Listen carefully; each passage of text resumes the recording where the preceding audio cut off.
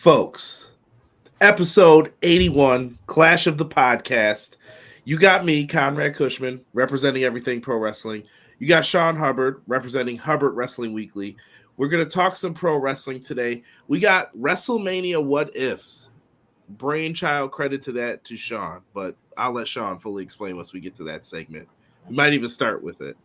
We are also going to be talking about The Rock on SmackDown this week and everything involving WrestleMania right now and where we stand with it. And we're also going to be talking about big business, Mercedes Moné to AEW. I've been seeing a lot of crying online, a lot of, why should she get more money? I'll never be a fan of hers again. That's what you're going to get from me today. We're going to be talking about Mercedes Moné and the impact she could have on AEW moving forward. And with that, I don't know. Is there, am I missing anything else? Nah, bro, you're right on the money because there's only one thing left to say, and that's Conrad, drop that thing.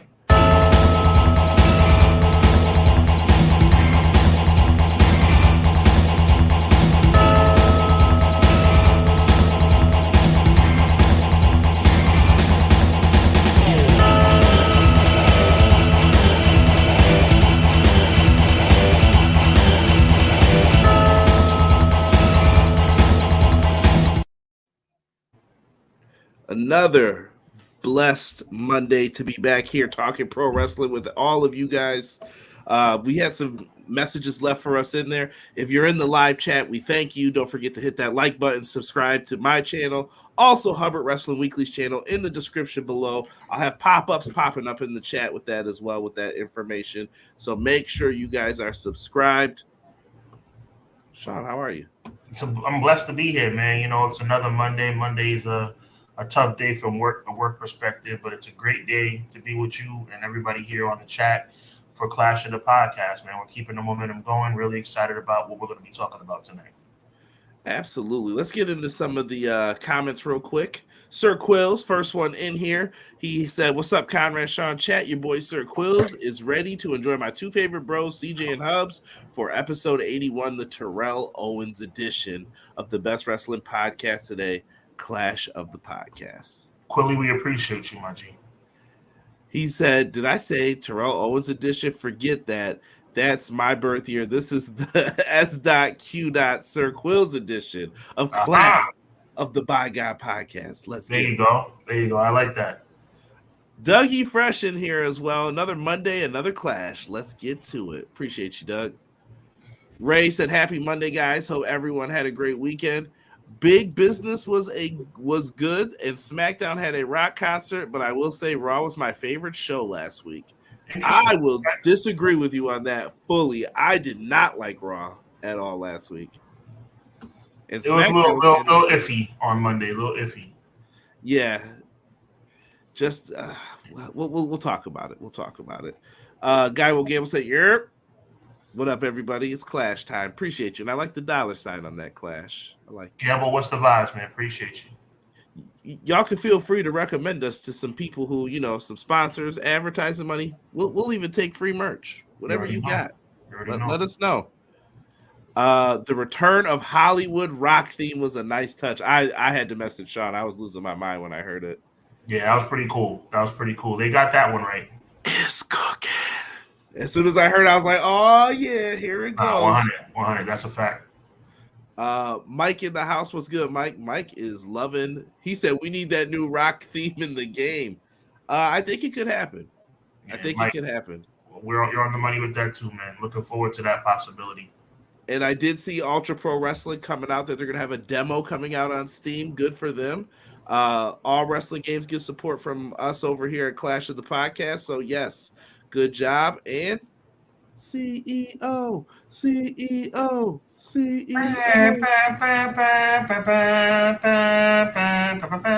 Yo, we were talking about this. I was like, bro, this is Walter's theme. It definitely is Walter's theme, bro.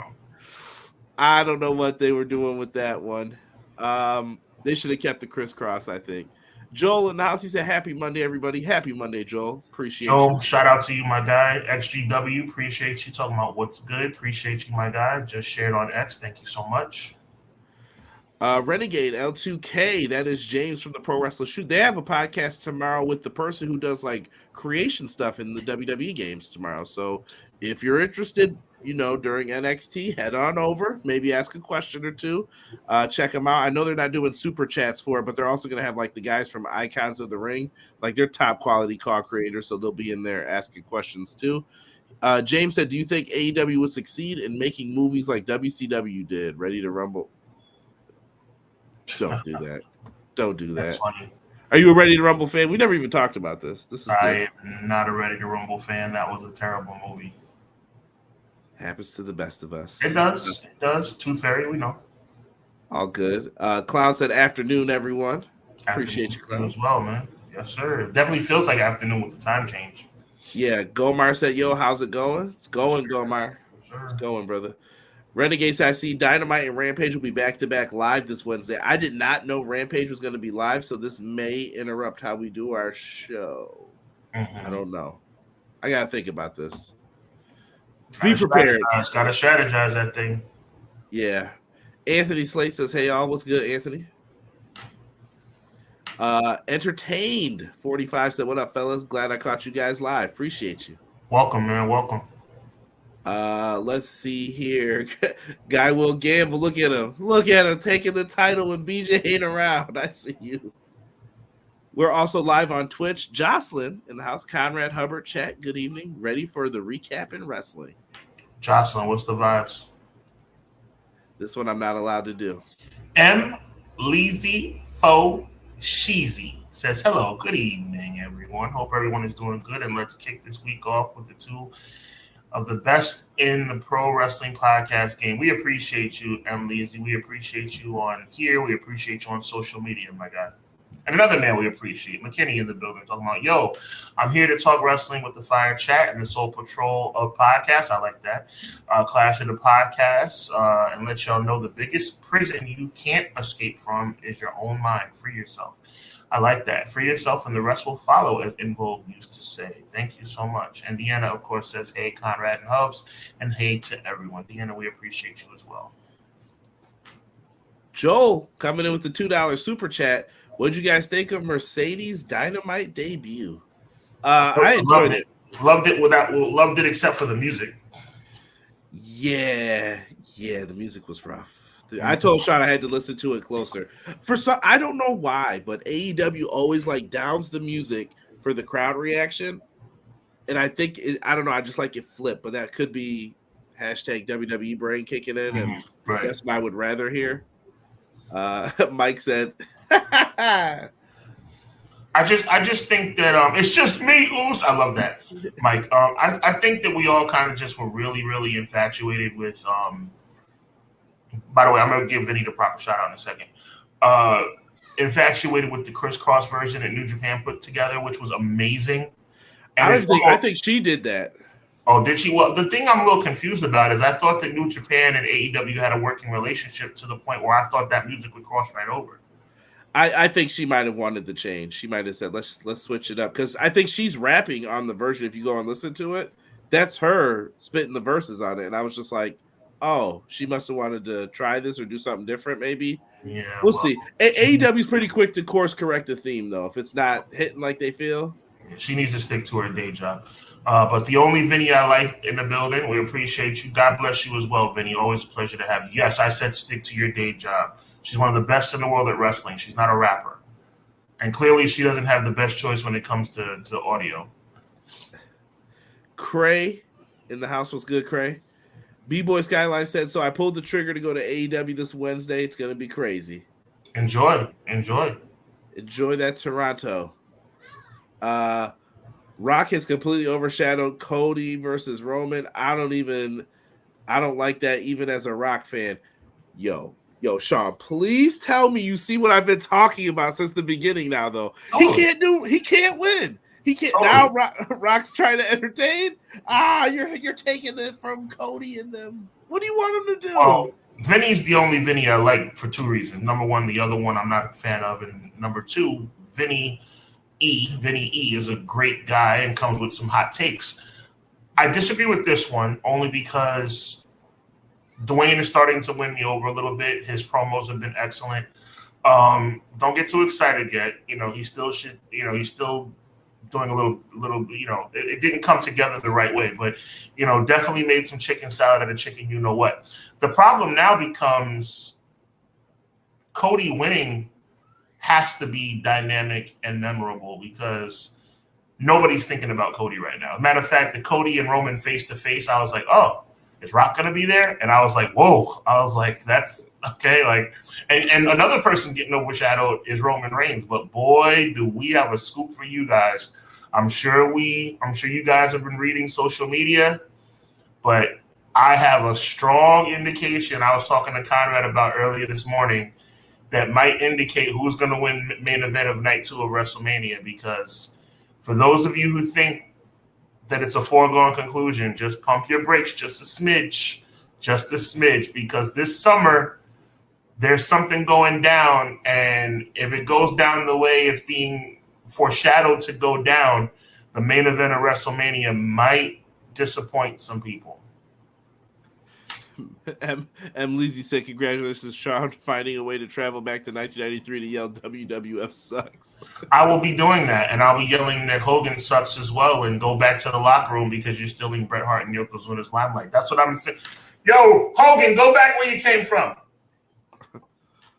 He heard me. Too many jet skis, brother. My guy, Derek. God bless you, my brother. What up, Derek? Appreciate you. Rob comes in and says, what's worse, Mercedes rapping or WrestleMania 9? Hashtag get off the mic. I'd actually say WrestleMania 9, and that shows you how little I think of WrestleMania 9. Best match tonight, by the way, HBK versus Tatanka. Ooh, I've never really thought about what is the best match on that show. I still say this Mania is better than 11, just because at least they had scenery for you to look at. Okay, gotcha. 11's just what were we doing here? Got you. Only Ready to Rumble, we acknowledge, was on Dreamcast. There you go. Good boxing game. Where's Jimmy King's Hall of Fame induction? I will rule you. You guys are bugging out. Let's see here. Everybody's just talking in the chat. I'm just seeing if I missed anybody for a shout out. Hub pulled the reverse Uno on Hogan. WrestleMania 9, my first pay-per-view I ever bought. Entertained, I apologize. Entertained 45. We appreciate the memory, but I'm sure, well, it depends. If you were a young kid like us, then you probably enjoyed it because you didn't know enough to know that it was bad, just like I didn't know enough to know it was bad. I'm assuming you're probably in our age range or maybe younger, so hopefully you enjoyed that night, and hopefully your knowledge of how that show played out as an adult hasn't ruined it for you like it's ruined it for me.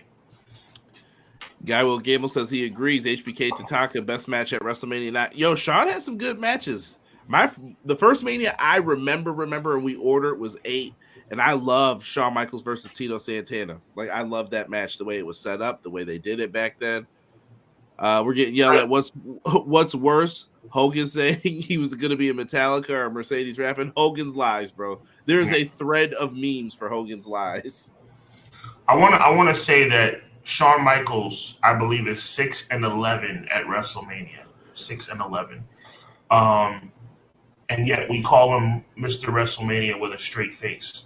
Mm-hmm. And I call him Mr. WrestleMania with a straight face. When you have a win percentage that is around the 50th percentile at WrestleMania, when you have a 17 match sample size, and you're still considered Mr. WrestleMania. As a matter of fact, my math was way off on that. His win percentage is probably 33%, somewhere in that range. He's won about 30% of his matches.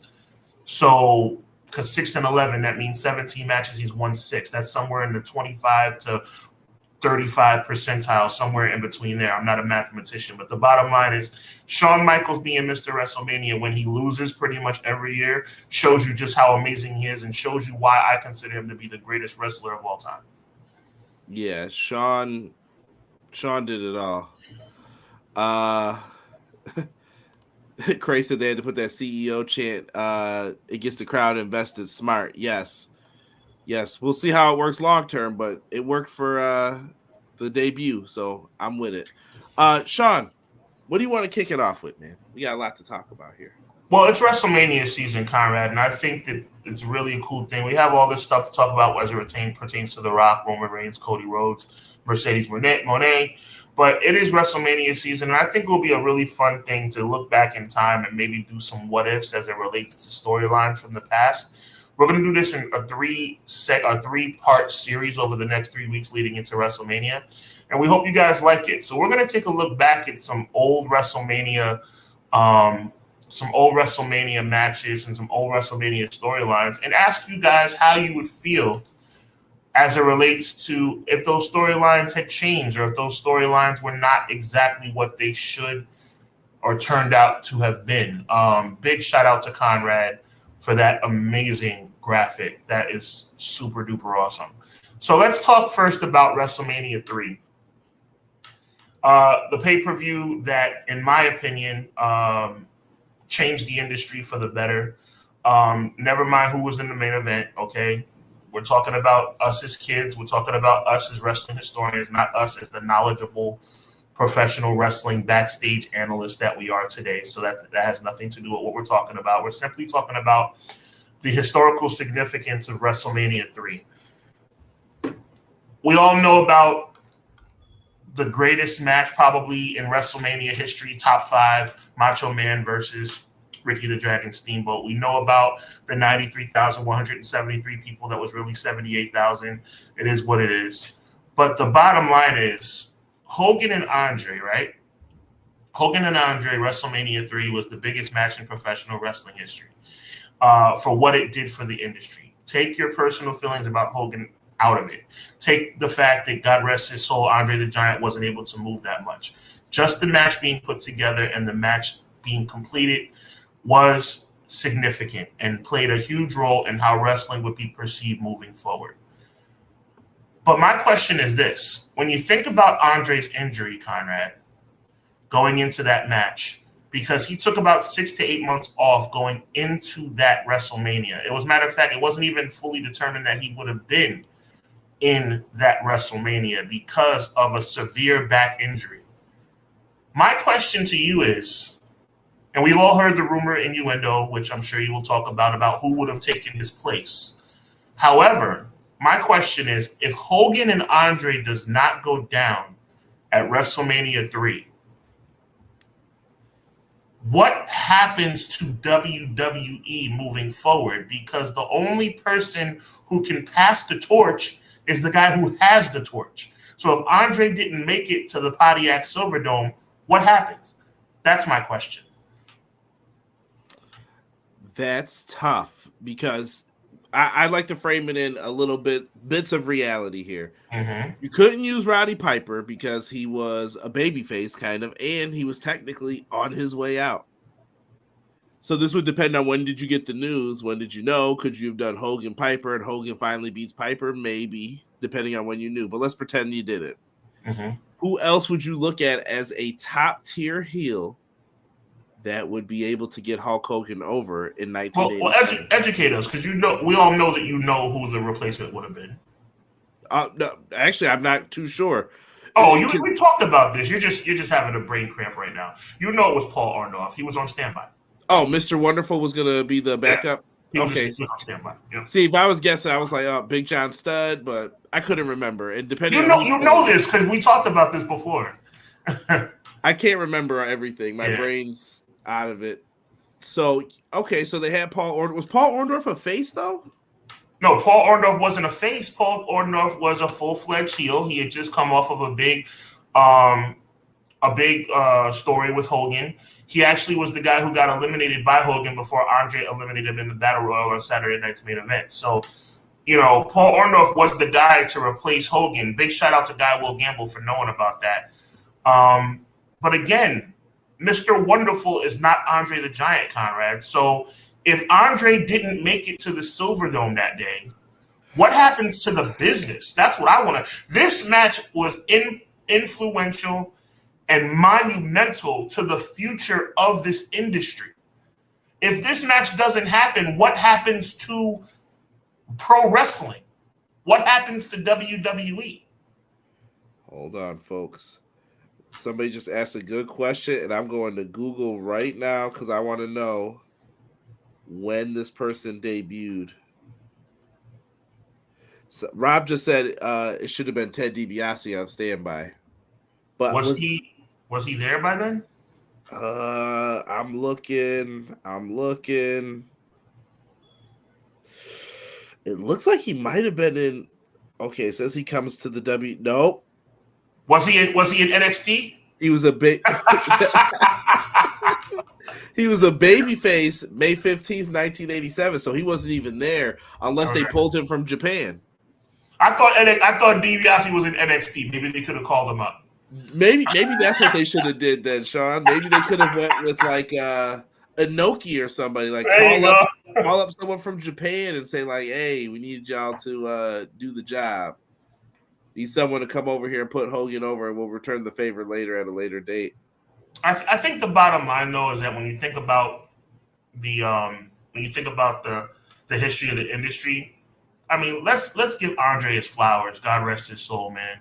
That guy was in major pain, but he knew how important this would be for the business. And without him, I don't think Orndorff gets the job done, honestly. I don't think that serves the purpose of what they were trying to do. Yeah, bro, honestly, this might be one of those ones where if it didn't happen, I think they would have been in trouble. They would have been in big trouble. Yeah. And to everybody's point, big shout out to Easy, big shout out to Guy Will Gamble, big shout out. Who's that? Rob who said that, or Doug? Which comment? DiBiase. Rob said it first. Big shout out to Rob. Yo, DiBiase wasn't there yet, so it was Paul Orndorff. Guy Will Gamble talked about it first about Paul Orndorff being the backup plan, man. I don't think that gets the job done, man. I don't think it gets the job done. Yeah, Vinny said wrestling would never be the same. I'm gonna agree with Vinny 1,000% on that. All right, so let's move on. Let's talk about another one, man.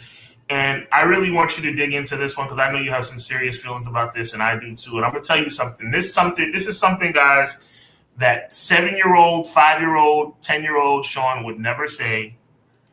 But oh yeah, 37-year-old Sean is saying it. Oh yeah. So here we go. WrestleMania 5, the explosion of the by God mega powers. I've said it before. I'll say it again. The wrong guy won this match. Macho Man Randy Savage should have retained the World Wrestling Federation Championship belt. I hate that he didn't. It makes me sick every time I watch this on the network. I hope the outcome is different with Donald Trump sitting there watching from the front row. It makes me sick in more ways than one. I'm not going to get into it, but the bottom line is the wrong guy won the match. What happens to WWE if Macho Man wins that match, Conrad? Because I say it's onward and upward. To heck with Hogan. I think you could have pushed Hogan out a little bit faster than how they kind of did it with Warrior, to where it was like a passing of the torch where who's going to stop Macho Man? Who is the person who could finally take him down? And I think then you could have put the genuine spotlight he deserved. I always tell people this: when you are number 2, they will make you feel like number 2 even though you have the world title, because they're focused on something that's bigger than the world title right now. And that's how they treat you. And I think if they would have done this, they could have put Macho in that, like, he's the top heel. This is the guy. Can you beat him? And he could have went through, I don't know who was around then, Duggan maybe.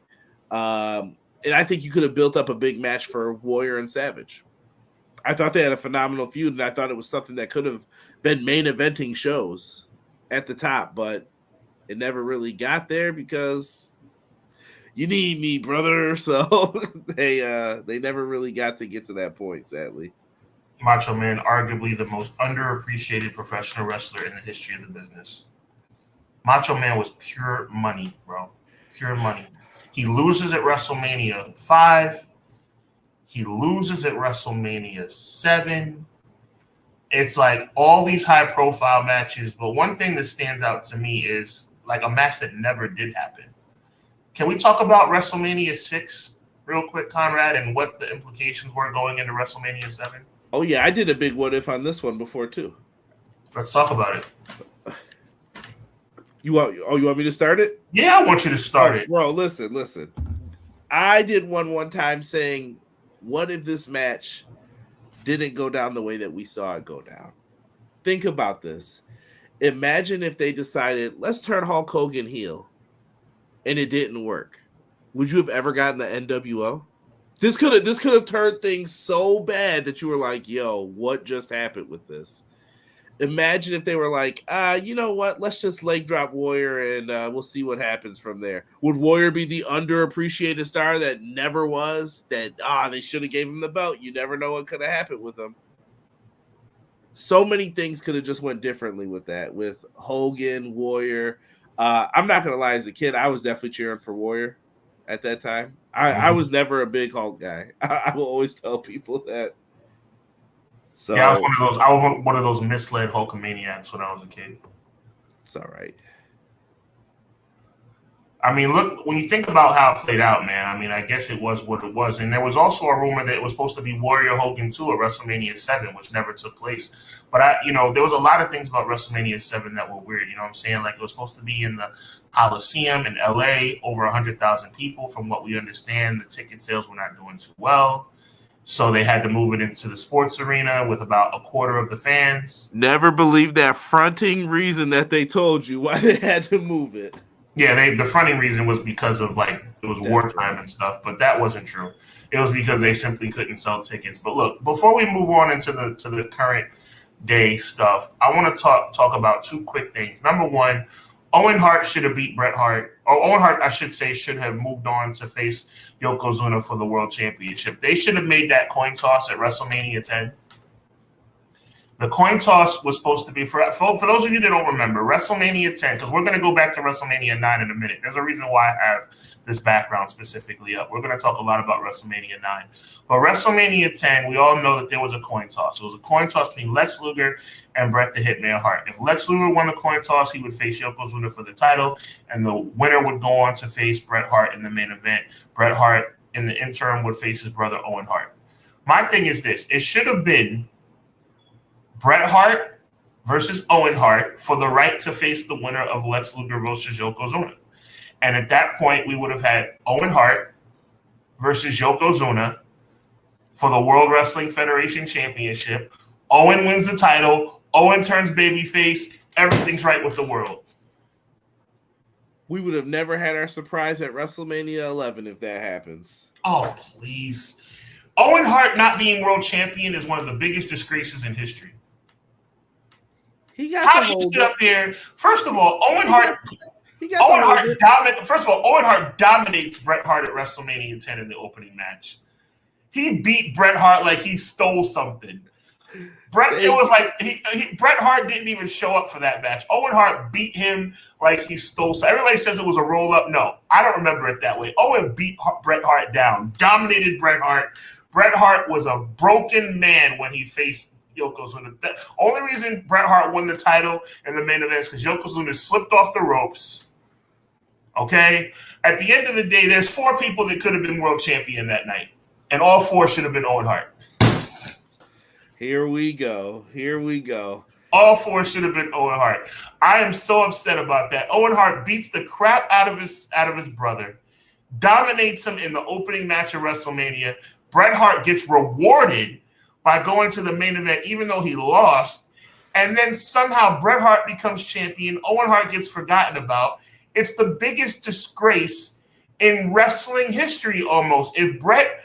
Guy Will Gamble said, if Bret was a broken man, what do you call Yoko when he fell off the ropes? I call it a massive injustice is what I call it. Okay? An injustice. Mike Fiesel agrees with me. Thank you, Mike. Owen Hart and Mr. Perfect, the 2 greatest professional wrestlers of all time to never be world champion.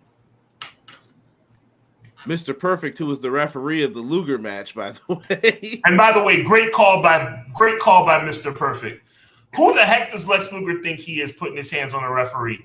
I don't know who Lex Luger thinks he is, but first of all, if Lex Luger was smart, he wouldn't have been at a bar the night before, allegedly talking about how he was going to win the title and then piss off all the people in the front office to the point where they changed their mind.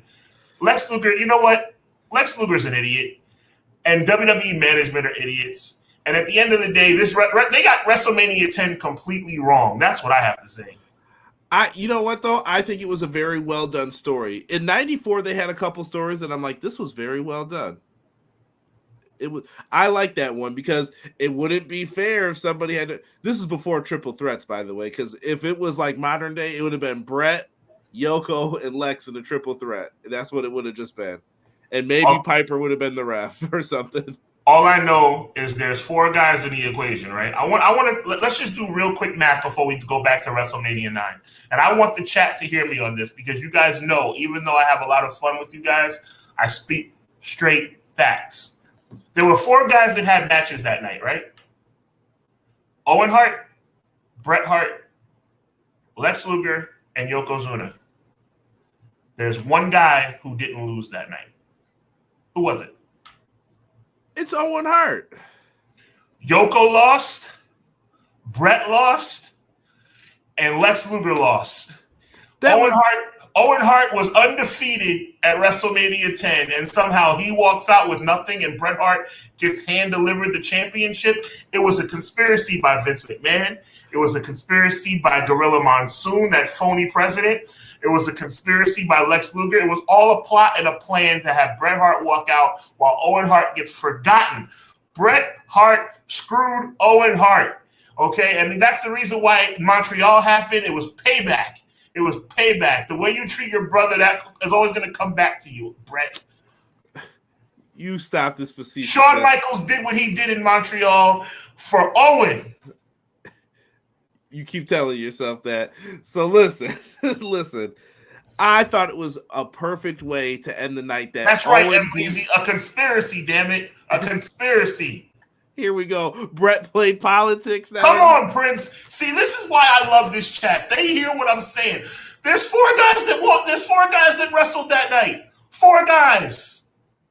Owen Hart's the only guy to win every match he was in, okay? But for some reason, Owen Hart walks out with nothing. Bret Hart lost. You know why he walked out with nothing? Because he kicked his brother's leg out of his leg. Yes, why would you do something like that when they could have been the tag champions? You should have just tagged me, Bret. I was right there.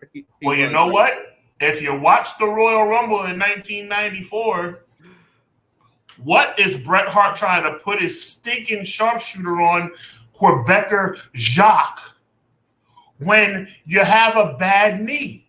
Owen Hart's reaching out for the tag.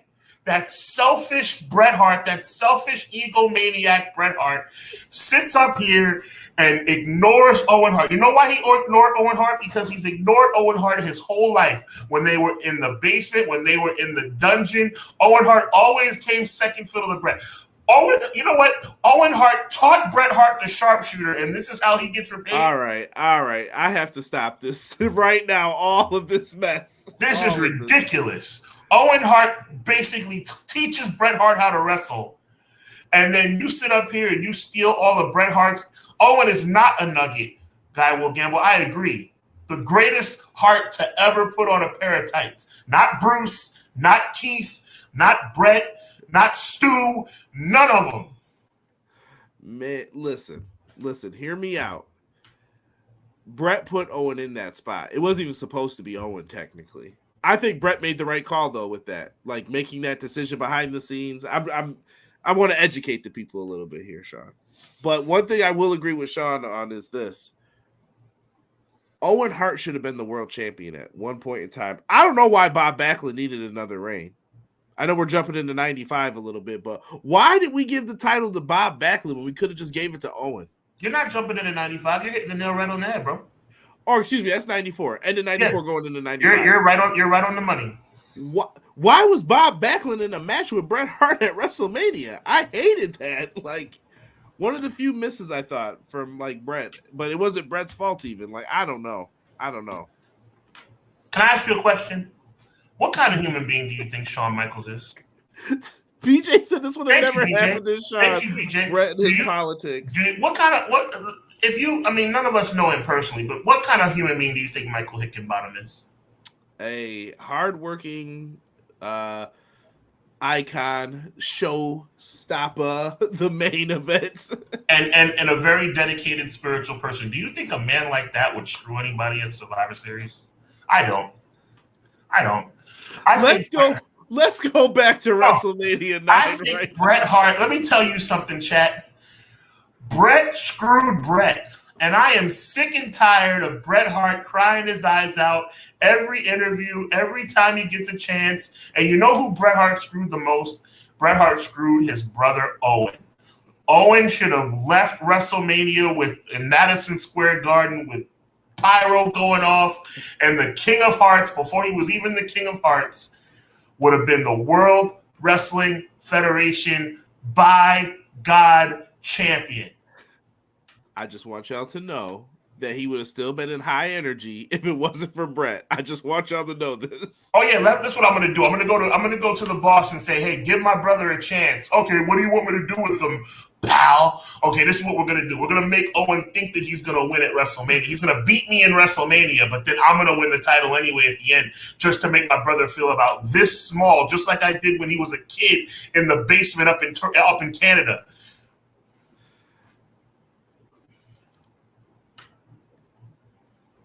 I did the best I could with some of these pictures. And you know something? He got exactly what he deserved the year before, because Bret Hart, with an illegal leg hold on, he's pulling the tights, number one, okay? He's pulling the tights on Yokozuna. He's sitting up here. Look at Yokozuna. Yokozuna's never going to give up. Look at Yokozuna. Look at how dedicated he is. And all Mr. Fuji's doing is waving at Bret Hart. Somebody from the stands throws something in Bret Hart's eyes, okay? I'm not saying it was the best situation, but somebody from the stands, whoever was in the front row, threw something in Bret Hart's eyes, okay? But then, of course, Bret Hart, for some reason, and this is real talk now, Bret Hart, for some reason, is knocked out because of the salt in the eyes, right? Bret Hart, Yokozuna didn't drop a leg. Yokozuna didn't do the bonsai drop. He gets salt in the eyes. All of a sudden, his whole body stops working and can't kick out, and Yokozuna becomes the World Wrestling Federation champion. But the problem is, when Yokozuna was supposed to, now I'm being serious again, by the way, when Yokozuna is supposed to have fireworks going off in the sky with Bobby Heenan going crazy and the Macho Man upset and Jim Ross confused because he didn't even have any idea who was on the roster.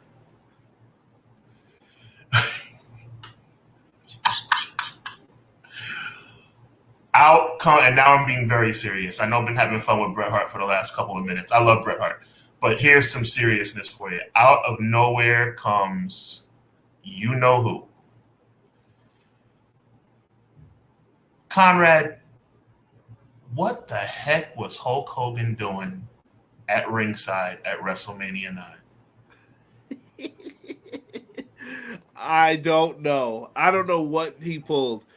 I mean, someone mentioned Shawn Michaels' political treachery before. We got to talk about Hogan's. Hogan is the all-time politician, bro. And let's be clear. I was just having fun being a heel, messing with Bret Hart just now. But I'm being dead serious about this Hogan thing. This is ridiculous. I actually feel like people from our generation love both Bret and Shawn. It's just of one course, of the two. Of course. But on a serious note, let's talk about WrestleMania 9, one of the biggest disgraces in history.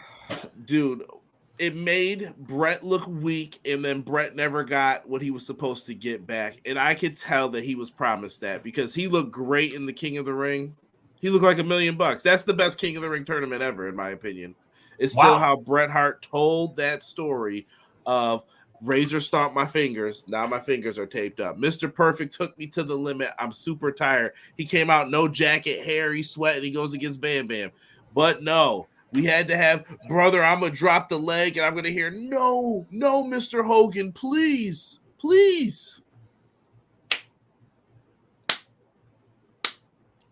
Why? You know, rumor has it that Hogan and Hogan and Beefcake were supposed to win the tag team titles at WrestleMania 9, and Hogan said he's too big for the tag team titles. So you haven't wrestled since WrestleMania 8, by the way. Okay? You come back at WrestleMania 9 to save your friend Brutus Beefcake. They say, hey, pal, you know what you're going to do? You're going to win the tag team titles your first night back at WrestleMania. And Hogan says, you know what's a better idea? How about this main event that you've been building since the Royal Rumble? How about you let them face each other? And then I come out and steal the whole show from everybody and make people forget about Brett and Yoko all in one fell swoop. And I become the world champion. And I take that title to Japan and disrespect it by calling it a trinket. I mean, it's one of the most heinous, and I was being very funny, having fun with Bret Hart, and I see Easy is still having fun with the Bret Hart thing. BJ, Gamble, I appreciate you guys, hilarious stuff. But on a serious note,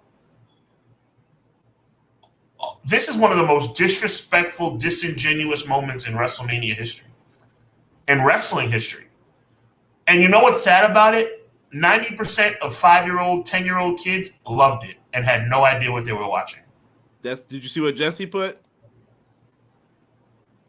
Yeah, you're right. You're right. Oh my goodness! Wow. Why did they do that? I was mad as a kid. I don't care. I was like, you were not mad as a kid. You had no idea what was going on. I did not like Hulk Hogan. I don't know how many times I have to tell you guys this, and I want you to really believe me. You didn't like Yokozuna. He was okay. I cheered for some of the heels. Like I love DiBiase and Shawn Michaels and them as a kid. Even. Okay. So I was just like, dude, really, we're really gonna do this to Brett right now. Like this is the wave. Like this is what we do. And I was just so disappointed. I was like, here comes Hogan, leg drop, and I was like, why? Is this real? I was like, is that a match? Is that a real match or no? It was just different back then. And I'm gonna be fair to Hogan here. I'm gonna give him the benefit of the doubt in this one. I don't think he thought that what he said would become as big of a deal when he was in Japan. Because you got to remember, back then, cameras can hear whatever. Nobody, okay, who cares? I can say whatever I want over here. Vince isn't even going to know about this. Unfortunately, somebody recorded it, and then it changed things. But it wasn't like that back then. I love people talk about Brett's fantastic stories. Yes.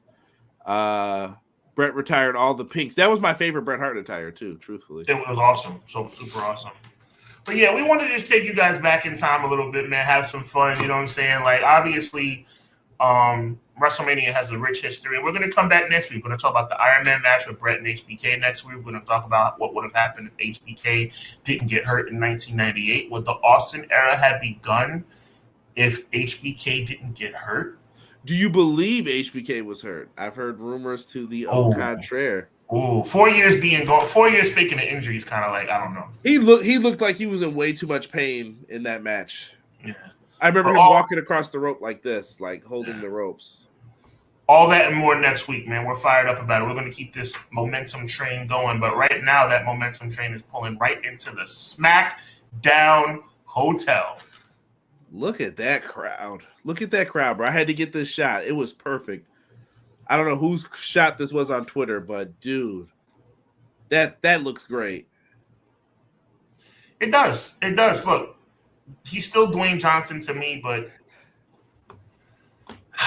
he's making me a believer again, which is making me very upset because I feel like I'm getting sucked in.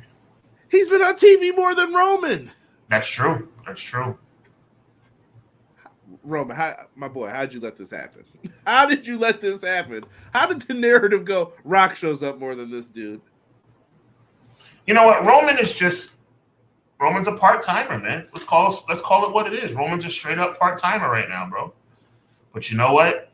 Are we gonna talk about the elephant in the room that I sent you this morning? Go ahead. Kick it off.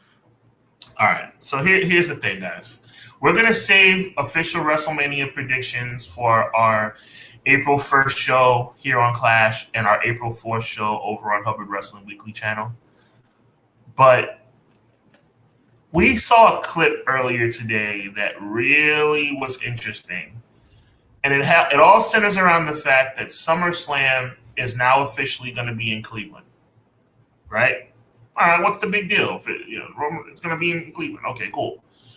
Well, there's been a certain somebody that's been advertised to be in Cleveland on SummerSlam Saturday this August. Would you like to know who it is? Roman Reigns. The tribal chief will be in the building at SummerSlam. Now, what the heck does that have to do with WrestleMania? Well, a lot of people speculated that when Roman Reigns lost the title to Cody Rhodes at WrestleMania, that he would go off the scene. But Roman is scheduled to be at SummerSlam. So, Conrad, your thoughts? It makes it interesting because when are you going to do this Rock Roman match? Is it SummerSlam? Because if it's not, is it the rematch with Cody? If you believe Cody's winning, maybe it. I'm just saying. Yo, I'm just saying that. And Sean, listen, what are we about to talk about? What up, John G? And shout out to BJ too. I didn't even yell his name out. But Sean, what are we talking about right now with The Rock's character? What did you say in the beginning of this? You can't be the only one who is now, I'm starting to believe in The Rock. I mean, people are getting more behind the heel character. So what is that doing? It's fueling, like, maybe we should keep him heel. This is working. But there's a major elephant in the room that you continue not to ignore, but continue to say doesn't matter. Would you like me to remind you of what that elephant is? The elephant is that Hulk Hogan's record, which you think doesn't mean anything. It doesn't. You keep saying that, but you know what? That gets extinguished in September, bro. September, not September 2025, not September 2026, September of 2024, Roman Reigns would pass Hulk Hogan as the longest reigning champion of this era and the third longest reigning champion of all time. We all know he's not going to catch Bruno Sammartino. But all this talk about Roman Reigns, I'm telling you, Roman Reigns would be passing Hogan in September. It needs to be thought about. It needs to be considered, man. This idea that Roman Reigns is going to lose the title to Cody Rhodes, it's like a foregone conclusion. It's not, bro. It's not. Well, I think people think that way, though, Sean, because if you don't do this now for Cody, you're running a major risk of, like, why? Who cares? Why should I care?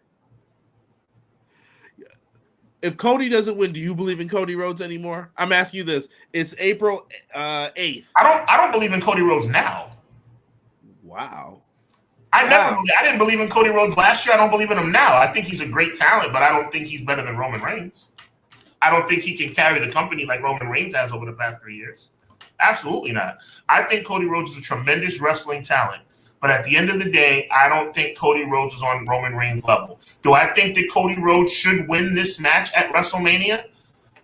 Yes. Do I think it's a foregone conclusion? No. Interesting. No. And I think the fans, people in this chat, the wrestling world should jump on board what I'm saying. Sean Hubbard is saying for the record that he believes that Cody Rhodes deserves to win this match on April 7th. But does that mean that it's definitely going to go down that way? Am I ruling out the possibility of everybody putting a one in the air with pyro going off behind Roman Reigns' back with the bloodline celebrating again? I'm not putting that out of my thoughts because number one, Roman Reigns is going to be here during the summer. That's number one. Number two, Hulk Hogan being passed in the standings is something only you don't care about. Everybody's been talking about it. It's only you who doesn't care. I just what number is Hogan? Is he 4? Am I correct in that, or is he 3? He's 4. Now you got Bruno, Backlund. Anyway, go ahead. Go ahead. Anyway, it doesn't even matter because What? So Roman Reigns gets the spot. What does it mean? What? I'm number 4 in all-time WWE champions. Who cares? Okay. I mean, the only thing they're ever going to be able to say is modern day. Roman's not keeping this belt for another 3 years. They'll be crazy to do something He's like not. that. He's not, but he darn sure can keep it for another 3 months. This is what I'm trying to drive into your brain, my brother. My smart, intellectual brother. I'm trying to drive this into your skull. It's only a couple of months. It's only a couple of months. There was a time when we never thought he would even approach Hogan. That Hogan plateau is right down the road. Right down the road. You can see it from here, bro. You can see it. And you're telling me it's beyond your realm of possibility in your mind that this can happen? Oh, it can happen. Do I predict it will happen? Wait to see what I have to say on April 4th. But what I am saying is that the possibility of Roman Reigns being victorious at WrestleMania 40 is not beyond the realm of possibility. I'm going to the chat. Yes. Chat's got a lot to say here. Let's go. BJ says, my opinion on this whole thing has changed with how WWE has course corrected this. Now Cody has to win at WrestleMania or it's over. I hear you. I agree. Kyron Chase in the chat. What's good, Kyron? Representing the 6-pack. Also, happy birthday, my brother. Belated. I know I didn't announce it on the pod, but I sent him some birthday love. Hogan's record is with the WWE Championships. Roman is the one with the Universal Championship. Yeah, I hear you, Kyron, but they've acknowledged it as being the same record. So we all know that. But and he's basically merged those championships for how long he's been champion, too. Like, they're going to just eat up that history and just say he's been WWE champion. It doesn't discount what you're saying, Kyron, but WWE has clearly merged the two and clearly counted as the same record. We might as well just accept that's what they've done. Yeah, that's the story they're telling. Roman basically said if Cody loses, no more championship shots. Roman doesn't get to control that. Yeah, Roman doesn't make the rules. Roman has the most aura than anyone on the active roster. I hope Roman will win again to make Cody crybabies melt down. Jeez. It would be epic, bro. It would be so epic. Deanna said, I think Cody is going to get screwed and not by The Rock. I think Seth Rollins plays a big part. Rollins is an X factor for a lot of people. There have been some stares between them too when someone makes a match or says, yeah, we're doing this. Conrad, can you imagine what the wrestling world is going to feel like at 12 midnight going into April 8th with Roman Reigns still the undisputed champion? Can you imagine what the Twitterverse and Instagram and the world is going to be doing? The wrestling world's going to be turned on its ear, bro. If that happens, I fear for the meltdowns that I will see. Oh, my God. Pro Wrestler Shoe said all that for third place. That's what I'm saying. I hear you, but let you listen. And we all know, you know you're my guy, Jesse, and we know how you feel. And I hope for your sake that it goes down the way you want it to go down. But I'm just saying, something smells. Conrad, my brother, something smells fishy. There's something going on here with Cody Rhodes. I don't know what it is. I just got a sneaking feeling in my gut something's going to go wrong. Deanna feels me on this. Vinny feels me on this. There's something going on here. I can't put my finger on it, bro.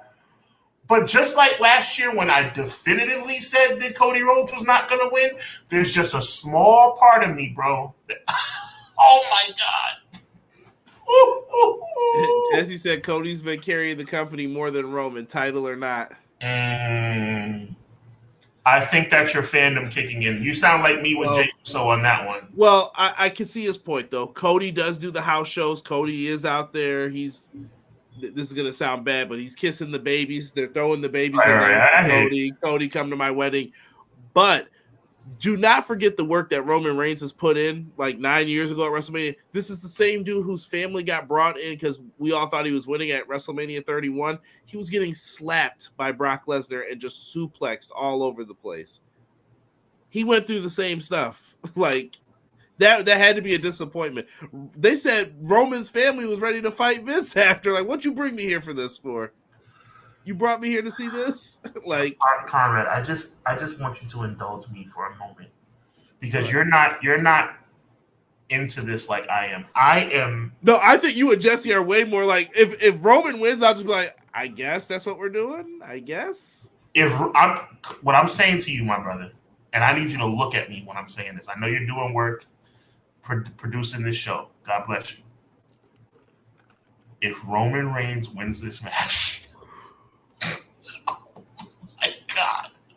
Chat, if Roman Reigns wins this match, bruh, I mean,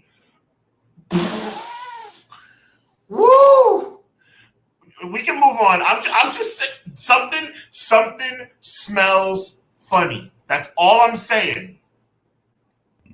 Yeah, people are saying they want to see Dave LaGreca's meltdown. No, you don't. No, you don't. BJ said, y'all, if Roman wins, I better never hear a bad word about AEW's booking ever again. But BJ, does that mean you don't think that it's any possibility? Or are you saying that I think Cody's gonna win too. I just feel like there's something going on. Jocelyn said, I'm just going to wait for... See, me and Jocelyn are the same. Like, I'm just waiting for whatever happens in the reactions. Cody fans should be elated. Keep the title on this man at all costs, and please keep cheering him because I don't want to hear any boos after this, and let's book who we should lose to right away. Jocelyn said, gonna wait. Yep, that's how I am. Derek came in with I almost called him his old name, Nick Nemeth. He said, it's not Cody's story. And he basically like ruined this whole thing. Like he just was like, whose story? It's not Cody's story. It's his dad's story. And I was just like, geez, what a hater. What a hater. And he basically promoted Derek's theory on it. Like, yeah, it's not really Cody's story here. Cody as champion will not be the same as Roman. Careful what you wish for. BJ said, if Roman wins this, he had to redo it again. You better be prepared to see Cody as world champ. AEW world champ. Ooh, he thinks Cody goes back then. I just can't see. I can't see Triple H messing this up. Well, let me not say I can't see it. I hope they don't. Yeah, rethink what you just. Yeah, okay. I'm glad you fixed that up. You can't see Triple H. Yeah, Triple H has messed up a lot over the years. Pro Wrestler Shoe said, check the metrics. I hear you, man. I'm not against Cody. I'm just willing to say stuff that other people aren't willing to say. And and I'm willing to say that Cody Rhodes winning this championship on April 7th is not the guarantee you all think it is, bro. I'm telling you, there's so many different variables, bro. You got to think about how many variables are in place. Rock, Seth Rollins, the Bloodline, people in the Bloodline who are not even with the company yet. There are so many variables that can make this thing go wrong, bro. I'm telling you.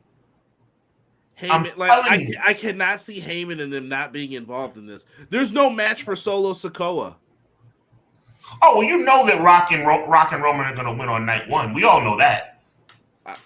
I'm thinking that's what they have to do. But then does Seth lose twice?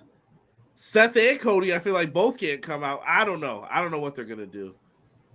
Oh, I like what Vinny had to say. Oh, don't get me started, Vinny. Ooh-wee. Uh-oh. Is he going back to what I told you? And this is like a year ago I told you that. Yep. And I was like, Jay Uso was going to be like, you know what? It's just me, Oos. Oh. Yeah. Someone could throw a whole sea of rubber chickens in the ring this year if Roman wins. Please don't do that because WWE's become slapstick comedy at that point. I'm telling you, something smells something smells funny. Conrad, you don't smell that? You don't smell that stench in the air? This kid's gonna get screwed again. Oh my God. This kid's gonna get screwed again. Yo, I'm telling you, it's gonna be crazy. Yo, he better win. Yo, Conrad, Cody better win. That's all I gotta say. McKinney said, I'm gonna tell you right now, if Cody don't come out on Raw tonight and threaten to do some bodily harm to Rock and Roman, I'm gonna be upset. They brought your mama into this, son, in my Eddie Kingston. Yo, that's facts. I'm glad you brought that up because that was one of my main points of this whole Rock thing. So going back to the Rock concert, I'm gonna just kind of recap this real quick. Yeah, let's go. Rock's out here laughing, making jokes about Cody's mama, talking about he's going to whip him with the weight belt on his Hogan WrestleMania X8. And The Rock then got up and he got serious and he just started dogging. And I know this isn't the same picture from that night. He started dogging Cody, bro. That he did. Dogging him. And I want to see a match between Rock and Cody more than anything out of all these variables, truthfully. And I'm just like, what are we doing here? And I don't know, man. I just don't like. I'm digging Rock as a heel. He did a really good job. He put the Stardust up there. He had people laughing. It was all fun and games, and I thought he crushed it. I don't know, man. Cody has to come out on Raw tonight and talk crazy. I need that AEW Cody that cut the promo against Jericho. Do you remember? That's my favorite, like, top 10 AEW promos, where he said, Chris Jericho, your book that I can get on Amazon for $3 right now. And he called him a succubus. He said that he said, oh, I find it real rich calling us millennials and all these names. And he said, you're the same person who grew up with their dad who's a hockey player talking mess to me. And I was like, that's what I'm talking about. That's how Cody has to come out tonight. He cannot come out like my mom. And when he did the cry, Rock got him with the crying stuff. Like, here's the thing. I'm Cody Rhodes. What do I mean by that? I'm Cody Rhodes. I'm an emotional guy. I got love for my mom. I got love for family. I'm all about doing the right thing. You know what I'm saying? Back in the day, Conrad, you know some stories I've told you, some personal conversations. Back in the day, not so much. But now, I'm all about being an upstanding Christian human being. I respect Cody Rhodes. That being said, Cody Rhodes needs to talk some crap tonight. Cody Rhodes needs to rip Rock's throat out tonight. Plain and simple. I mean, you can't come out there tonight and just say, you know what, I just want to let everybody know that I'm going to do my best and I'm going to finish the story and Rock can say what he wants to say, but I'm going to take the high road. No, take the low road tonight, Cody. Take the low road tonight, bro. You have to. You have to. Yeah, and as Sean said, I always just say this for laughs, but I'm a CM Punk fan. Don't try me. You saw what he did. I'll do the exact same thing. If no one's in the room and there's no cameras, and I'm like, oh, really? They styling on you? Okay, bam, get out of here. And I appreciate Blake joining us. What up, Blake? Welcome, he Blake. said, I want to see Cody Rhodes win and finish his story. I'm tired of Roman as champion. Yeah, you're in the minority, my friend Blake. I think a lot of people are gonna miss Roman Reigns when he's gone. Yeah, I mean, we'll see. We'll see if it. But he's not going anywhere. He's promoted for SummerSlam. I keep telling y'all, he's staying. Roman Reigns is not leaving. Listen, Sean. What have I always told you guys? Six Pack and everybody knows this. The behavior of the people before you is the same behavior you will exhibit then. If Minute Maid Man, I'm still calling him that. I know they're trying to put him back on the active stuff. We'll see what happens with that. I don't care right now. Minute Maid Man got his part-time schedule that they said no one would ever get. No one. They wouldn't even let people get days off before that. Remember that? Like, you would ask for a day off, he would look at you like, yeah, right. Yes, sir. Minute Maid Man comes in and gets that part-time schedule. Why wouldn't Roman want that same thing afforded to him? Right. He has a family. He ain't got time for this. Yes, sir. You know what I mean? I get it. If anyone ever considered me biased before, you will have my word. They will see me become biased if Roman wins again after all this. Conrad, I want you to do me a favor. I want you to reiterate my stance so that I know you understand. And that doesn't mean that I don't think you understand. What? And I forgot about that. Where The Rock ended the promo singing the Moana song. He said, what else can I say except you're welcome? I was in tears. Hilarious. That's hilarious. Guy will gamble said Rock did Cody bad on the mic. Yeah. The worst is the Instagram promos. Me and Sean will message each other when those come out where I'm like, bro, this is bad. It is bad. And I guess we should kind of talk about the talent aspect of it too, how they feel. But Sean has been basically just trying to tell people this. I told you who Sean is, right? If we're in the writing room, Conrad's the dude who's going to pitch yeah, this makes sense. Here's how we could do it. And maybe I'll throw one swerve in. Yep. Shaw's the dude that after I say that, he's like, that's a great idea. But what if instead, and he goes completely different. If I pitched A to B, Shaw's pitching like T to Z, and I'm like, what are you doing right now, bro? Yes, sir. But he has his reasons behind it. He has his theories. What he's just trying to say is Cody winning is not a foregone conclusion. There are still a lot of other factors at play. What did you promise The Rock in his contract? What did you promise Cody in his contract? What role does Jey Uso play in this after the match with Jimmy? Where's Solo? Paul Heyman's going in. Is Paul Heyman going to get embarrassed on his night in Philadelphia? What are we going to do for the future? What happens the next night on Raw? What's the setup for the future? We were worried about, Roman won't be around for a while, so you could give Cody the belt, but now they're already saying Roman's going to be back. So is this the rematch? What match is Roman having for SummerSlam now should be in your mind? And this is the reason why right here, I'm not gassing you up, bro. I've said it behind your back and I'm saying it to your face. This is the reason why you are one of the best in the world at this, bro. You're smart and you get it. That's exactly what I've been saying. Cody winning is not a foregone conclusion. What we need to do is just wait and see what happens. I'm just trying to help you, Cody fans. I'm trying to help you guys. I'm trying to get you guys to an emotional place where you guys don't feel like jumping out a window on April 7th. Because I'm telling you something right now. I smell something in the air. I smell something in the air. Something is going to happen, bro. And I'm telling you, there's a chance it's not going to be good, bro. Derek said Cody better come out and pull a takeover on The Rock. You should. I know he's talking about the Joe Budden disc version of it, but yeah, I better hear Ether, bro. That's what I need to hear.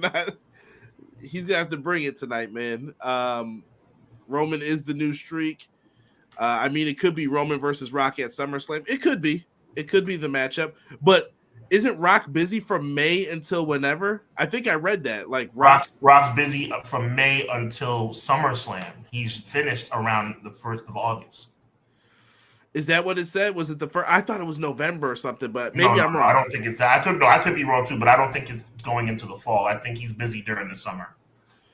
Cody winning may not be a foregone conclusion, but creatively, I think it's the best conclusion. I agree, M. Leezy. Let me go on the record because I don't want anybody saying Conrad. I don't want everybody saying, Sean, you're being a hater. No.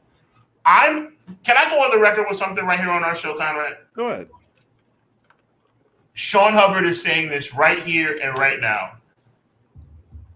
I believe Cody should finish the story at WrestleMania 40. I'm saying it. I just don't know if it's going to happen. And I'm trying to get you Cody fans to let me ask you a question.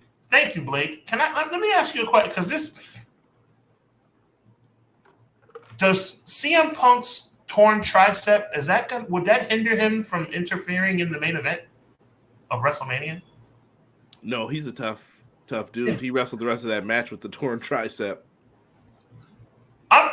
Has anybody noticed, chat? Yes or no?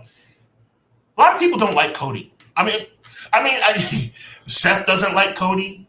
Rock doesn't like Cody. Roman doesn't like Cody. The Bloodline doesn't like Cody. CM Punk doesn't like Cody. A lot of people don't like Cody. Just saying. A lot of people don't like Cody. Maybe somebody from AEW doesn't like Cody, who's no longer under contract, and maybe they'll make a debut. Cody, from a storyline perspective, a lot of people don't like Cody. And you're right, Guy Will Gamble. Jey Uso likes Cody, but Jey Uso and Cody are not family. That could always come in. This is going to be great. Oh, my God. Conrad, look at my face. This is going to be fantastic. The internet is going to explode, Conrad. The internet is going to explode. And Deanna picked up on all of this for the record, but with what you said, no. I have to stand on business real quick for a second. Deanna feels me. Tony Khan. Go ahead, bro. Tony Khan will get dogged on whatever podcast is next for the entire show if MJF leaves and he didn't sign him. I don't believe that at all. I don't know why DDP put up that post and got people talking. But Tony Khan will get dogged. I will still stand on that. We have Jungle Boy to thank for this. Can I ask you a question? You always keep it real with me, Conrad. You always tell me the truth. Is what I'm saying ludicrous? It's not crazy. It could happen. From a storyline perspective, don't a lot of people dislike Cody Rhodes? Go watch the Night 2 WrestleMania review me and Derek did last year. Sean was on Night 1 with us. Night 2, I wore a Cody shirt because I anticipated him winning. I went upstairs with like a laughter of shock on my face. I was like, I'm just going to wear this shirt and do the review. What just happened? You know who was in shock that night? You, because you predicted that Roman was going to win.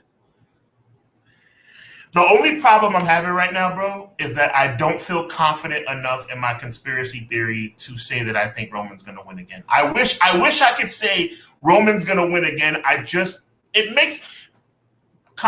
makes too much sense for Cody to win. I'm just trying to say maybe the fact, to Deanna's point, maybe the fact that it makes so much sense is the reason they're not going to do it. Fact of the matter is, I don't know. I don't know what they're going to do. And right now, I feel like Roman has felt like a background player to Rock. Cody has kind of been like, a little bit here. I hope people are still, I think people still feel Cody, but at the same time, I think people feel bad for Cody because Rock's just getting at him on the mic. And I just hope that he has a rebuttal tonight. He needs one ASAP. In the next week or two, he's got to hit on the mic and just be like, yeah, I got you. Let's look at this.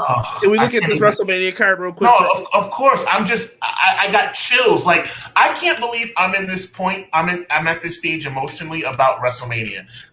2 months ago, bro, do you know how, of course you do, how negative I was about WrestleMania?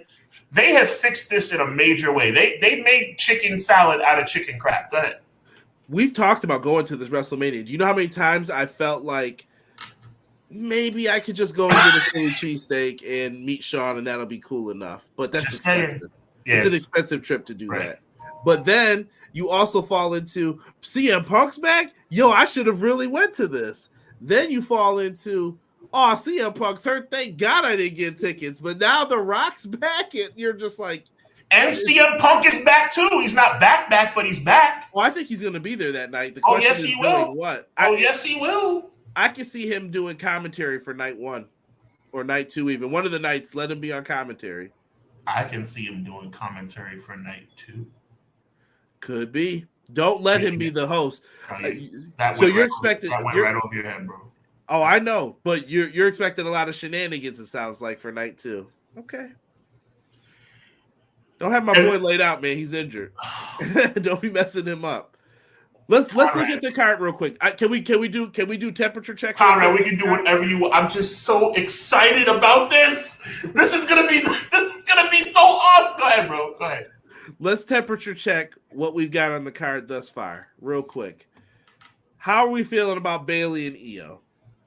Couple words. I love Bayley and Io. It just hasn't been promoted properly.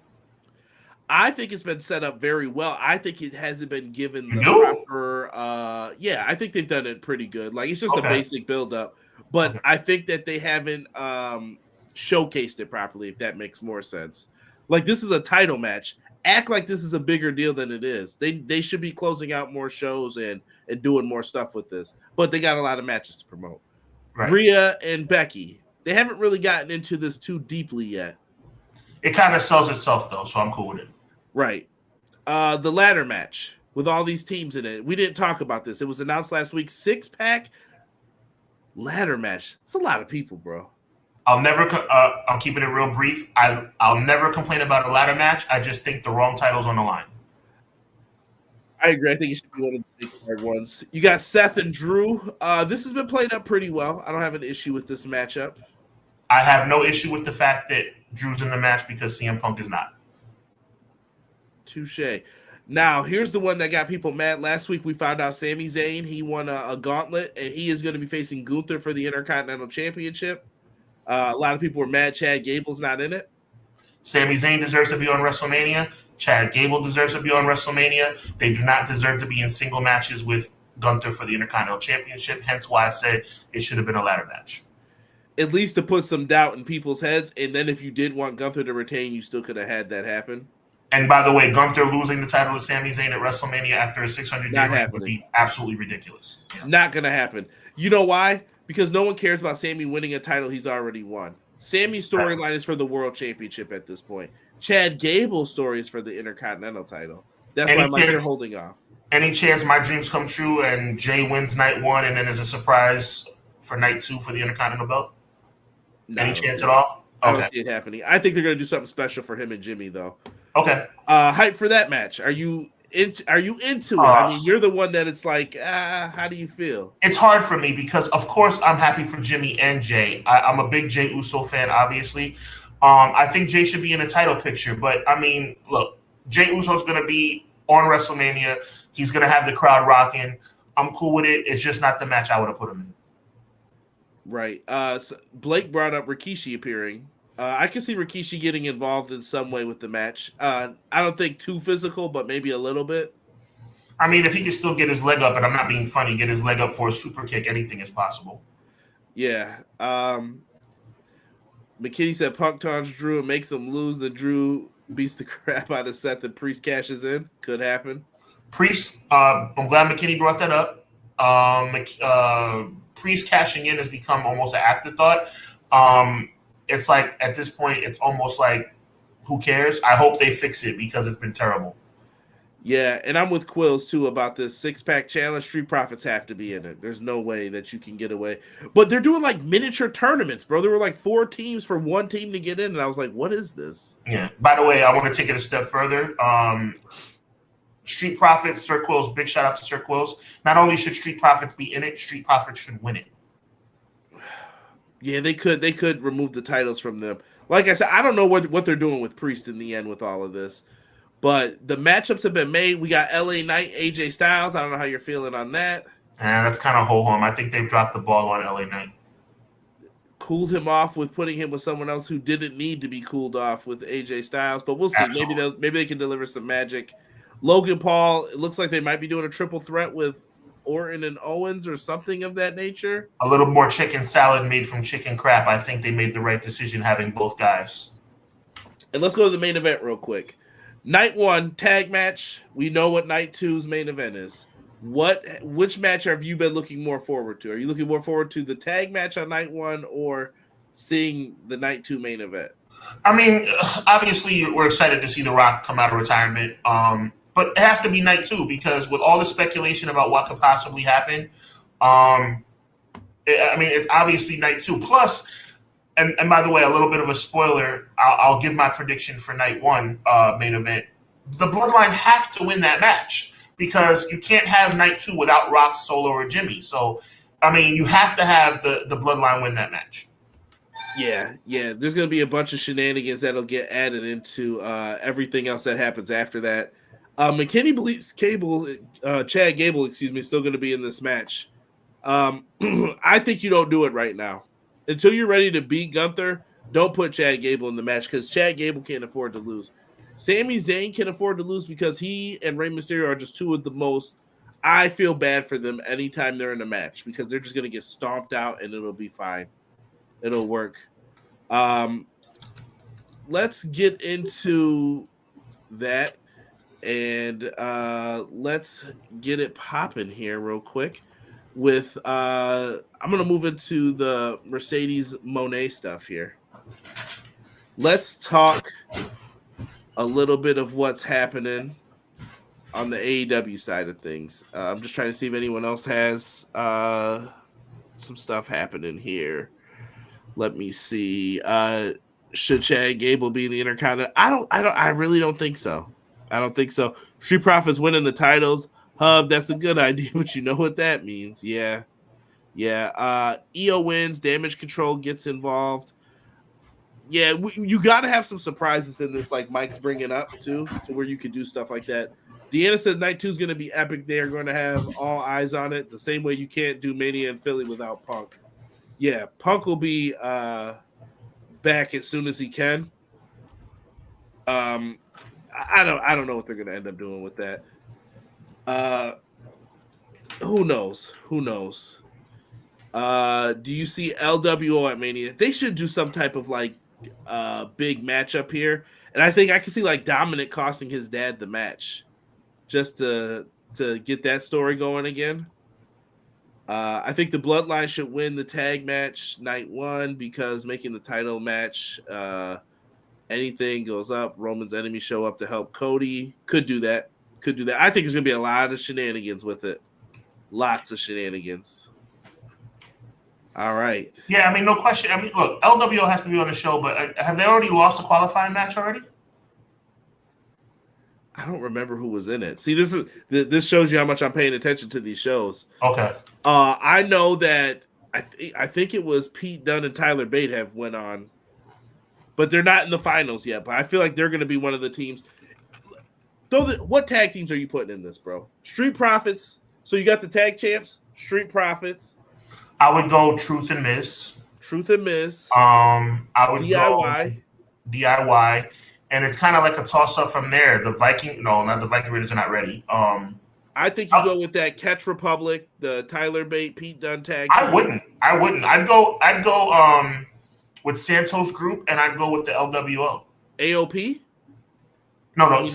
No. I don't even believe in those guys. No. Here's why I say this though, Sean. Yeah. You got to have big dudes for like the post, like when Mark Henry used to like. Why was Mark Henry in Money in the Bank ladder matches? It's to make cooler spots happen where he can hold the ladder and Kofi Kingston's going to run up. Okay. That's what they would be used for essentially in it. Well, in that case, you made me a believer. That would give them a spot in the match. I agree. And they can continue their feud with the Street Profits to where like the Street Profits stole it from them, and you can keep that going. Well, speaking of AOP, is Cross going to make it on the show? I don't know. I don't know what they're like. I said, there's a lot of people. But see, that's where they could have added. Cross could have been a part of an Intercontinental ladder match. Yeah, you could have, bro. I'm with you. You could have did something with the mid cards. I think WWE is going to get the other 4 winners and a last chance battle royal or something else gets called. Okay, that makes sense, BJ. Makes sense. Do we feel like there's going to be any WrestleMania implications for tonight on Raw? I'm sure they're going to have to do some tournament matches to get a team in. Okay. And Raw is going to be kicking off in 30 minutes here, so make sure if you guys are hyped for WrestleMania that you go and check that out. Appreciate everyone who is joining us live. Our numbers are higher than usual tonight, so much love, appreciate it. I'm feeling you. Big point by Deanna and Eazy-E and I forgot about it. The Andre Battle Royal is probably going to be in the mix. Did they do one last year? I think they did it on SmackDown. Okay. Yeah, and I think that's where they're doing Lashley and Cross is going to be like the big main event on SmackDown, which I think that's smart to do it like that. Yeah, but Lashley deserves to be. That's 2 years in a row, bro. Oh my God. For a dude who did nothing wrong. Nothing wrong. Let's get into Mercedes Moné. We're going to probably get you guys out of here on time for once tonight. Let's talk Mercedes Moné, Sean. How'd you feel about the debut? We know how you feel about the song, but what did you think of her coming out? Like, was this a big deal? I know everybody's looking at the ratings. I hate this ratings talk like we work for them and we're getting paid from this. I don't care. Right. It's not the same back in the day when you got like a 6 and they were ready to cancel WCW. You know what they would do for a 6 today? Do you know these people would be like, where's the body? I'll move it. Like that's how crazy it is to get a 6. It's not the same ratings anymore, guys. I'm sorry to say those ratings don't mean as much, just so people are aware. But what did you think of it, though? Honestly, with the exception of the music, and the music being the only reason it's not a 10, I thought it was a 9.5 on a scale of 1 to 10. I thought that debut was excellent. Where does it rank for you? Oh, in AEW debuts, I think I told you it's a top 5 debut in AEW history. I would give the nod to Adam Cole. No particular order. I would give the nod to Adam Cole, Daniel Bryan, obviously Mox for being one of the big first ones, and Jericho. But well, not really Jericho. Jericho wasn't really a surprise debut. He was with them from the start. But yeah, Mercedes Moné debut was top tier in AEW history. Punk's my number one, but this one's probably top 3. I would say. Yeah. It was really, really well done. Moxley might be my second favorite, though. I give Mox a nod because Mox was the first one. And I also want to talk about a quick poll that I did on my Twitter, but we'll get to that before we get off the air. But yeah, CM Punk, John Moxley, Adam Cole, Bryan Danielson, Mercedes Moné. Yeah, I guess if you count Jericho at that pep rally, or what was it? I'm sorry, I shouldn't say pep rally. What was it? Was like the All Elite rally where they were just it was a pep rally. It was at a football field, and there were cheerleaders, so it's a pep rally. Hey, listen. I don't even know if that was disrespectful or not, but I wasn't trying to do it like that. But yeah. You weren't being disrespectful. You called a rally that was in front of a football field with cheerleaders a pep rally. How is that wrong? Touche. Zima Ion. You guys are funny. Bobby Lashley won it last year. I forgot that he did win that. Yeah, he did have the trophy for a little bit. He won it on SmackDown. Yep. Someone said gimmick battle royal, please. I would love that if they actually did that. Pulled out some of the old names and put them on that SmackDown battle royal. Pharaoh is wearing a scarf saying The Rock is a cat. Oh, here we go.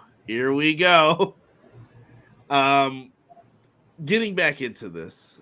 Mercedes Moné is a big signing for them. The key is going to be how you treat Mercedes going into a lot of this. McKinney brings up a comment here that I wanted to pull up. He said, if TK doesn't get a big money deal from WBD, the money he spent won't come back until Wembley. I want AEW to succeed. They had all 3 new hires in the same show, and the ratings ended horribly. But this goes into what me and Sean have talked about every week. I don't understand what else you want them to do. There is nothing else they can do. This is some like TNA virtual like Cyclone stuff. What do you want them to do, y'all? Big Business was a good show. Nobody can tell me different.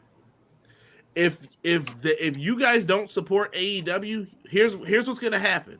I want you to go back to Raw in like 2005. It's gonna be we do whatever we want. I don't care what you think. Where are you gonna go?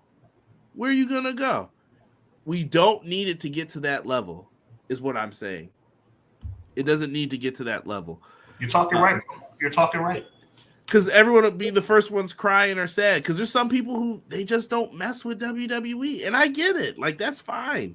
Me and Sean watch it, but some people don't want to watch it. They want something else to feed their wrestling love. So you got to support. This can't be, I'm going on this site, click, scroll. Go support. Spend some money on a shirt. Do something to show them that you care about the product and show them who you care about. Don't just sit back and complain. Yeah.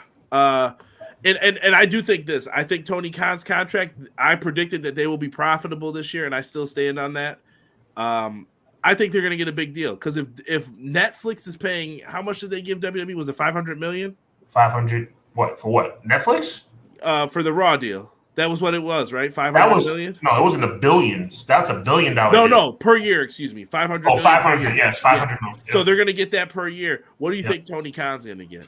Even if he gets 250, that's a dub. It's a win. That's a win. Oh, yeah. He's going to get that. Like, he's going to say, well, I'm the second biggest, so what are you going to give me? Exactly. Because he can say that the second biggest with a straight face. Yeah. And when they win, they win. It goes both ways. Let's see here. People are talking about Logan Paul. All right, so let's go back to this.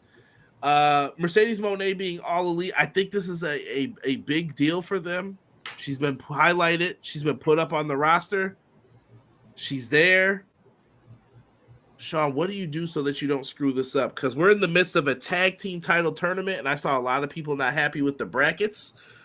First match of the tournament already had a bracket buster, though. I saw Tony Khan writing that on people's things, and they had tried to predict all the matches. They were like, this tournament's so easy to book, bro. It's going to be Young Bucks FTR. And immediately they had House of Black moving on, and the House of Black loses to the Infantry from Ring of Honor. Yeah, but you do realize why they're doing the tournament, right? Because they did the right thing. No, they're doing a tournament to play off of the NCAA tournament. Absolutely. March Madness. And I think he, like I said, he listened to us. Like, dude, don't beat Sting in that last match. I know Sting wanted to lose. Sting was the only person they said that wanted to lose. And they were like, no. They did the right thing. They did the right thing. I wish someone would have did that at WrestleMania 30. But Woo-hoo! yes. Wow. I'm just saying. Saying. That was another moment where I almost got jumped at a party where I was like, and it's up. I didn't think that was going to happen. I really didn't think that was going to happen. Top 5, Phil, Moné, Danielson, Deanna, and Mox. Love it. Pro Wrestling Shoe said, best I can do is a tournament, TK. Oh, Jess. Come on. I better hear these same complaints about that tag team tournament for the Scramble 6-man. Look, one thing about Jesse will be fine come April 7th when his boy wins the title. He'll be fine. He'll be a little less cranky that day. Yes, a little less cranky. He hates tournaments, though. That's definitely in his gimmick. Sad news about Vikingo. Yes, I did see that he's vacating the championship for a knee injury. And it'll be Dolph Ziggler versus I'm not even going to mention his name on the 21st. Yo, Dolph is about to. Yeah, me neither. Dolph is going to clean up all the belts, bro. Dolph's going to have like 4 belts. He's out there. He should have. I think he should have did this like a decade ago, but he's out there. We should. I only started looking at ratings when the ultimate AEW cheerleader, Uncle Dave, started getting worried, and I think TK needs to promote to the point it's annoying. He needs more than 800K hardcore. The number's been going down for years, though. Like, even WWE's numbers are down in that. Like, people don't watch on cable television anymore. It's just a fact. I think the Netflix thing is going to be dope because from what I'm hearing, it's going to be commercial free. Why you dogging me, bro? Pat Rally, y'all ain't got good spirit. Yeah, that's what it is, bro. That's what it is. TK got to pay them free agent contracts. Yeah. And I think he's hoping that it pays off on the back end because if you haven't seen Will Ospreay wrestle, bruh, it's really good. If you haven't seen Okada, it's real. If you haven't seen Mercedes Moné, to me, is the best female wrestler that they have on their roster. Like, bar none. She will go out and she will deliver. They have good people. They have great wrestling. I don't know if you need. Some people said they need the matches promoted every week. Sean, if you have that roster, do you really need matches promoted every week? You don't. They are stacked to the gills with talent. That's why I don't understand why they're not doing better in the ratings. And you know by the next Dynamite who's wrestling. Like, super facts. I don't get it. E says TK handed it to the WWE with the free agents without the new TV deal. I'm dying. Raw had to go the internet like TNA on Real Player when Raven won the title. Chill. Wow, touche. Actually, Raw has not even announced where they're going to be in the incoming months between like that. What is it? October to December? What are they doing? Well, I mean, they'll figure. They might sign a 3-month deal with somebody. Yeah. Let's see here. Dolph should have been getting all those belts. Should have happened years ago. I agree, Matt. I agree. Spirit Squad nowhere to be found at the pep rally. Work rate higher than HBK in 97. And she will get hurt 7 out of 10 times. I don't know why. Where's this whole thing that she's injury prone? Let's talk about bad booking from Mercedes Moné. She gets the belt. 2 weeks later, we take it off of her. Ha ha. How many times was that funny? She cries a lot. I would cry too if you kept saying, "Can you put over Ronda Rousey for me? You're so great. Oh, I'm your macho man, huh?" Yeah, I would cry too if you made me lose to Charlotte in my hometown at a pay-per-view. Yeah, after just winning the title to make me look foolish again, and then you're like, you know what? You and Naomi can finally end your WrestleMania losing streak. Here's the tag belts. And then you're like, I don't even know what happened in that back room. I really don't even want to know. But let's look at the 2 players involved for a second. Gomez and Ace Crusher himself. Do you trust either of those two with all this stuff going on now? I'm not mad that they walked out. I'm ashamed of everyone else who said all the bad things about them. And I'm ashamed, and I'm going on the record as much as I like her. And I'm going to say I like her 3 times so you hear it. I like her. But I'm sad that Naomi went back. I'll give her that her family works there. Her husband's there. Maybe she wanted to be with him. I don't know. I hear you. I mean, I get the reasons, but Easy E brings up Psychosis, broke his right hip. He's got a GoFundMe link going around. Yes, prayers up to Psychosis, man. Definitely an underappreciated performer, I feel, overall. Get well soon. Jericho gave some dough. He usually does. That's one thing I will say for him. How sad would it be when Mercedes wins the AEW Women's Championship? She drops it on the first defense. They better not do it. They won't do her like that in AEW. That's a WWE thing. Only Ace I trust is Ace Steel. Chill. I actually think Mercedes Moné is not going to be in the world title mix in the beginning. I think she's going to be the TBS champion first. She should build it up.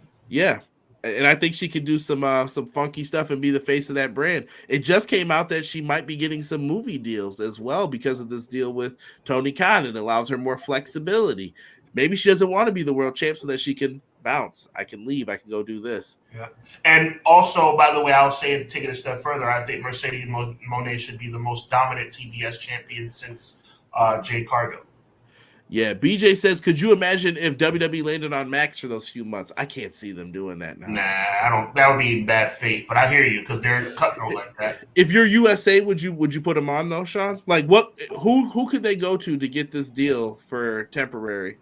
CW. I mean, they can go anywhere. They can go back to Spike. They can go to. I mean, I'm just throwing out Spike because of the history. I mean, they could have it be exclusive on Peacock for 3 months. Yeah, they can even try to extend the deal to somewhere else. Yeah, I like I said, I think there's still a good relationship with NBC Universal that they'd be like, you guys want Raw for a couple more months, but we haven't heard anything yet. They'll figure it out. Quill says Trinity should have stayed in TNA. I just don't think TNA had the bread, and like I said, it's probably easier for her to be back with her husband in WWE. That's my guess. I don't know the situation. I agree, Hub. She went back too early and hope she got paid. Me too. She probably did, but yeah, Easy. She went back, and it's kind of like, man, like I don't think she's a sellout, but it just I don't like the fact that she went back. Right? He just made me laugh with his comments. I see your Jay-Z lines in there. Trinity's going to be a lower mid-card women in WWE. I don't see them pushing her on top. Yeah, sadly. I don't know. Someone said Trinity's a jobber. I wouldn't go that far either. Deanna said on Peacock. I could see that. I can see that. Test run for a little bit. Mercedes built up the TBS title would be smart idea. Build up all the other women. I'm calling it all in Mercedes versus Willow. That would be good. Just funky, no sweet, no nasty, no gushy stuff. Hey. Raw's gonna be on VLCE said. Chill. Jocelyn said, for me, AEW needs to promote in each city heavy. Every year when they stop in Indy, they do 2 TV days before the taping. They have to make noise for people to care. Didn't people care the first time they came there, though? Like, why did people stop caring? They weren't putting on bad shows. That's a great question. It wasn't like they never cared. They stopped caring. Right? Husband and wife reviews, what's good? They said, y'all need to check out the Mike Knox show, UPR, do a show together. Mike Knox, we're always open for business, brother. You hit us up. Let us know. Raw on Napster. Don't start this Sean stuff. See, Sean gets y'all started on this stuff, and then you go crazy. Raw on Napster. I think Mercedes shouldn't get a title like Danielson out over the champs and do all the dream matches and then go do movies until she's ready to hold the belt. But she doesn't need it. Yeah, maybe that's what she does, though. Maybe she's trying to put people over at the same time. Raw on QVC. Mercedes with the TBS title would be cool, but at the same time, it would be a spit in the face to Willow Nightingale. I don't see it as that. Willow got to be the first New Japan Strong champion because she got hurt. She called an audible in the ring and said, beat me. So, I don't know. Maybe this is payback. Willow's got plenty of time to become a champion. She'll be fine. Deanna said booking. Much love. Yeah, and that's it. That's where we are right now, man. I'm looking forward to the WrestleMania What Ifs. Oh, here we go. Here we go with people. Raw on QVC means merch sales would be through the roof. CJ, that's what I'm talking about. See, people think. I like Guy Will Gamble. He thinks. Easy thinks. CJ, no better PR for AEW than WWE in 2019. People checked it out because they were curious. Then dip maybe could be. Raw streams on We Watch Wrestling. Yo, You know what's crazy? Next time you guys are watching Dynamite and all that stuff, I'm not advocating for promoting illegal sites, but if you're ever in there, you know a friend who's in there, ask them how many people are in there watching those shows. Think if that was factored into your data, but it's not because you don't know who's watching it. And I'm pretty sure those people are using other types of devices too to make sure that they're hidden. But there's a lot of people watching it. People said, "How about Shane at GCW Bloodsport?" I did see that announced. Triple H he's a kind guy, but I don't trust it fully. I don't trust him farther to throw him across the street. I don't trust Tony Khan either when he comes over and says, "Yeah, I'd love to promote a show with you." Hey, Okada. Hey, Ospreay. Yeah, now they're gone. Mm-hmm. But listen, man. What do you want to say here, Sean? I mean, I think we're in the best time of the year for wrestling fans. That's what it's all about. And AEW is trying to keep up with WWE being in their Super Bowl season, right? So I think the Mercedes Moné signing is a great thing. I think we as fans need to support it more. I know I've been watching every week.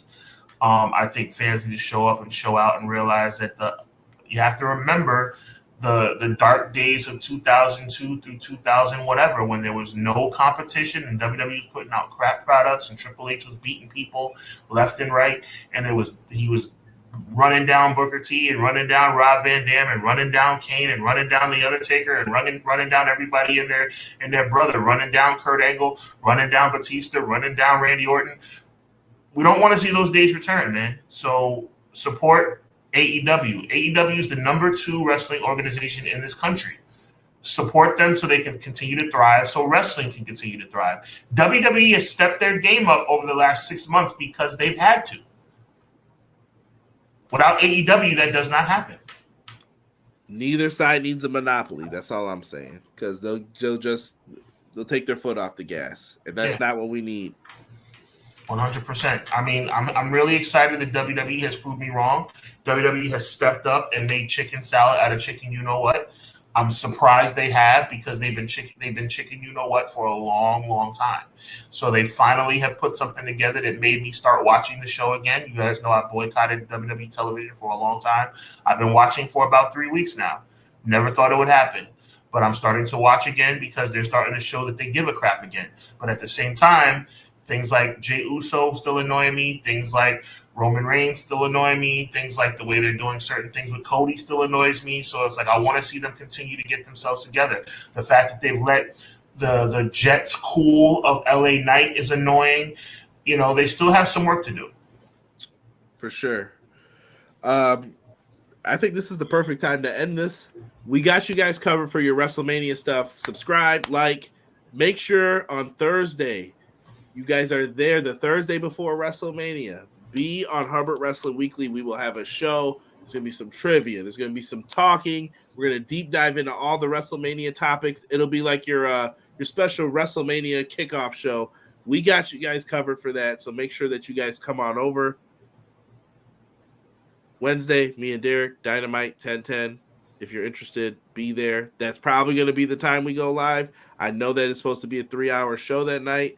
I don't know what we're gonna do. Keep an eye out on the socials and the YouTube community page to see if we change our mind on anything. Yes, on Thursday, April 4th, Conrad will be there. Jesse from Pro Wrestling Shoot will be there. Crystal will be there, and a surprise guest, a very special surprise guest, will be there. I just want to give a shout out to everybody who participated on the Hubbard Wrestling Weekly Clash of the Podcast poll that was put up yesterday about who is the best wrestler in the world. We all know that I have deemed Will Ospreay the best wrestler alive today. And big shout out to Triller TV for participating in promoting this particular poll that I put up on Twitter. Make sure you follow me on Twitter at HubWW Weekly, and make sure you follow Conrad at EPW Show. That being said, Will Ospreay at a 50% clip was agreed to be, with 112 votes, a pretty big sample size. Will Ospreay was deemed to be the best wrestler in the world. There were 3 options, with the 4th being other. Will Ospreay was an option, Roman Reigns was an option, and Bryan Danielson was an option. Will Ospreay got 56% of the vote. Roman Reigns got 14% of the vote.